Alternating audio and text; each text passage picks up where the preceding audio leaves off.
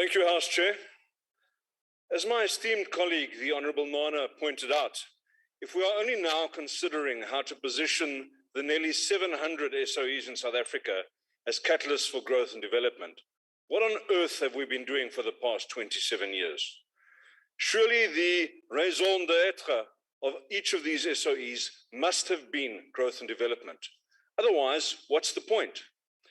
Just look at Armscor and Denel, once the manufacturers of the finest military equipment in the world, now begging for survival because all of their intellectual capital has been stolen and leaked by the personal enrichment of the cadres deployed there.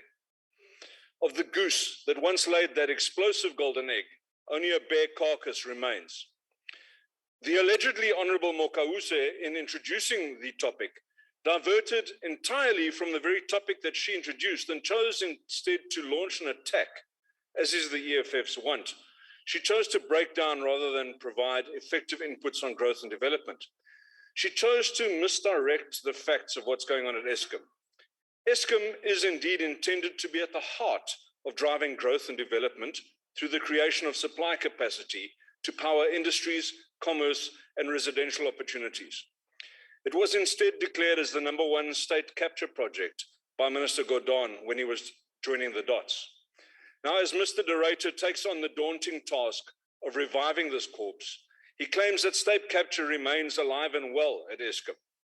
No surprises there for anyone who has been watching Minister Montashe's reluctance to open up private power producers and juxtapose that with his desperation to sign long-term power supply contracts with Karpowership. The Honourable Minister Gordon in his speech spoke extensively about the Bill of Rights. Now let's talk about load reduction from Eskom as implemented by them.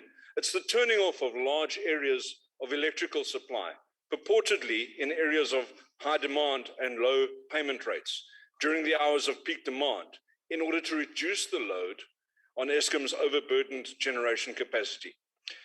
This is a stark admission by Eskom that they are unable to meet demand, that they have not implemented appropriate credit control measures, and that they have not secured their distribution network and do not maintain the scant security measures in place. Now, in terms, Mr. Minister, of the Bill of Rights, paragraph 33 of the Constitution, we have the right to administrative actions that are lawful, reasonable, and procedurally fair. The blanket actions by Eskom, turning off paying customers altogether with non-paying users, is patently unfair and therefore unconstitutional in that Bill of Rights that you yourself referred to.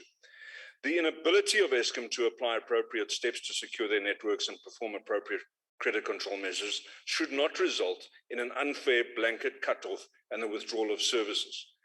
How is this desperate act driving growth and development? This is a microcosm of the broader state of state-owned enterprises. Poor policy and poor implementation, stealing opportunities for growth and development. As a contrast, the Honourable Smith eloquently stated the missed opportunities in rail and roads, and the opportunities offered by the green energy developments and the data revolution. Opportunities missed again. Those opportunities are there. All we need to do is manage them. Honourable Matiba spoke about a complex relationship between SOEs and growth. It's not that complex.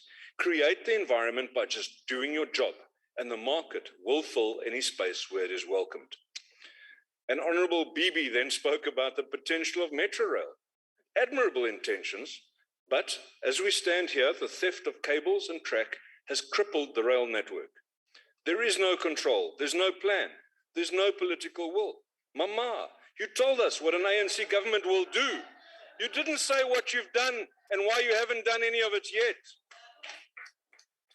In spite of all of these state failures, Mr. Apleni still thinks the state should take more by nationalizing the banks. Come on. In conclusion, House Chair, the ANC has failed to leverage off the wonderful potential that existed in the post-apartheid South Africa and has stripped the carcasses clean through years of mismanagement and theft. Honestly, the only reasonable conclusion to this debate is that it is time for the ANC to step aside and make way for a government that can actually create an environment conducive to growth and development. Deregulate, Decentralize, just like we've done in Midvaal, in Cape Town and throughout the Western Cape. Stand aside for a government that gets things done, a government that is led by the Democratic Alliance. I thank you.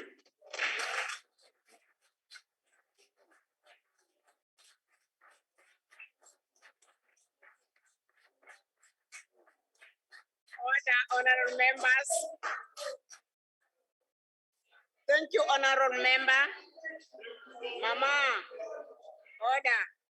Order, Mama. Order, Mama. Honorable members, Siyakuba. The next speaker is Honorable A.J. Nyambi.